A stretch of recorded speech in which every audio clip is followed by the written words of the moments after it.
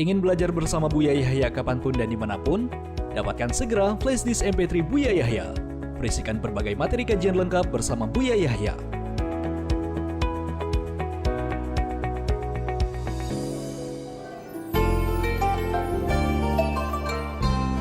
Assalamualaikum warahmatullahi wabarakatuh. Allahumma shalli ala sayyidina Muhammad wa ala ali sayyidina Muhammad. Allahumma shalli wa sallim barik alaihi wa ala sahbihi. Buya, ini hamba Allah dari Cirebon mau bertanya Buya, tapi di luar mau bertanya, jika ada seorang suami istri yang sudah jelas-jelas dilihat dari sisi zahirnya dua-duanya suka melanggar syariat, seperti si suami tidak bisa membimbing istri dan istri suka durhaka sama suami. Mereka nggak pernah rukun lama, selalu cekcok. Apakah dosa atau tidak jika saudara-saudara si istri tersebut suka mengatakan kalimat cerai aja, tujuannya agar lebih baik lagi ke depannya untuk kedua pasangan tadi, Bu ya? Baik, terima kasih. Baik, sama-sama memberikan nasihat. Tentunya kenapa nasihatnya langsung tutup poin harus perceraian? Kan masih ada langkah-langkah lain, upaya untuk didudukkan, diskusi dan sebagainya atau permasalahannya.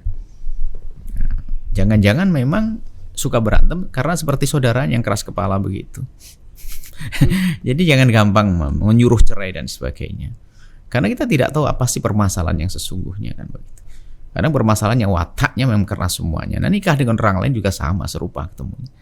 Atau bagaimana? Maka kalau sudah wataknya keras semuanya, hendaknya untuk mencoba belajar sabar, belajar ini. Nah, itu seperti itu. Jadi kalau menasihati adalah nasihat yang baik dulu selain perceraian. Nah, kalau ternyata sudah dicoba, makanya harus dicoba. Ada penengah, dan kita sering menemukan orang seperti itu. Ternyata setelah adanya penengah itu sudah komitmen. Jadi kalau kamu marah tidak boleh ke istrimu lewat saya, istri pendidikan lewat saya, misalnya begitu loh. Jadi jangan langsung ngolok, jangan. Akhirnya semakin ada bimbingan nasihat itu ternyata juga berkurang gitu. Kadang-kadang hanya perlu seorang suami, kenapa kok gampang marah kepada istri? Dia nggak enak ngomong cacatnya istri, ya kan? Tapi kalau melalui orang mungkin bisa. Jadi istrinya dikasih tahu kamu jangan biasa begitu, atau sebaliknya. Jadi harus ada namanya hakam penengah di antara, kan begitu lagi diajarkan oleh Al-Qur'an, itu penengah itu untuk itu. Nah, kalau ternyata sudah diupayakan tidak bisa lain cerita itu, maka diberi untuk pisah baik-baik. Kan begitu. Nah, itu anjuran itu adalah tapi bisa jadi mereka kalau saya pisah mungkin belum tentu baik buat saya. Kenapa? Memang saya waktu gini sudah saling mencintai dan sebagainya ya. Berarti nasibnya dia di dunia berantem terus dia. Ya, tapi nggak boleh kita maksa, karena apa? Setelah perceraian belum tentu mendapatkan pasangan. Karena kalau seandainya dia berantem terus, naudzubillah kalau setelah perceraian malah berzina. Ya kan? Jangan gampang manjarkan. Makanya setiap orang ada ingin bercerai, yang bahkan kalau ada orang menghadap kepada kami sudah final dia harus bercerai, kita tanyakan kok. Pasti kuat toh kamu sendiri?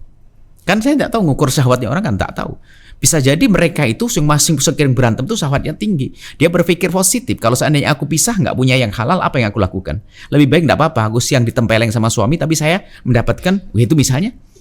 Atau seorang suami begitu, istri saya ngomong begitu, tapi malamnya saya dapat karena saya takut zina, takut haram. Bisa saja begitu. Jadi jangan sampai Anda melihat dari sisi fisik dohir saja yang berantem, tapi ada kebutuhan pribadi ya terpikir. Makanya tadi ada orang sudah final dia, pokoknya mau cerai. Saya tanyakan, yakin kamu selamat di saat berpisah? Yakin? Bukan sekedar yakin, harus. Kadang-kadang mikir dia. Karena di syahwatnya tinggi. Syahwatnya tinggi. Itu saja, semoga Allah menjaga dari zina, menjadikan hidupnya indah, ya, saling mencintai karena Allah. Hei suami istri yang biasa berantem saja, langsung saya sampaikan. Bagaimana kok Anda semacam itu? Anda beli saja apa itu, antara lalat tinju begitu tuh. Atau Anda langsung cari kamar yang kecil begitu. Kalau Anda pengen marah, Anda masuk kamar deh begitu deh. Langsung kunci sendiri, zikir Allah Akbar, sholawat. Jangan di hadapan sang suami istri. Istri kalau ini juga begitu, masuk kamar yang berbeda itu, bismillah pokoknya. Atau pergi ke tempat yang jauh dulu, di kebun dan sebagainya gitu. Jangan menghadap suami nanti marah lagi.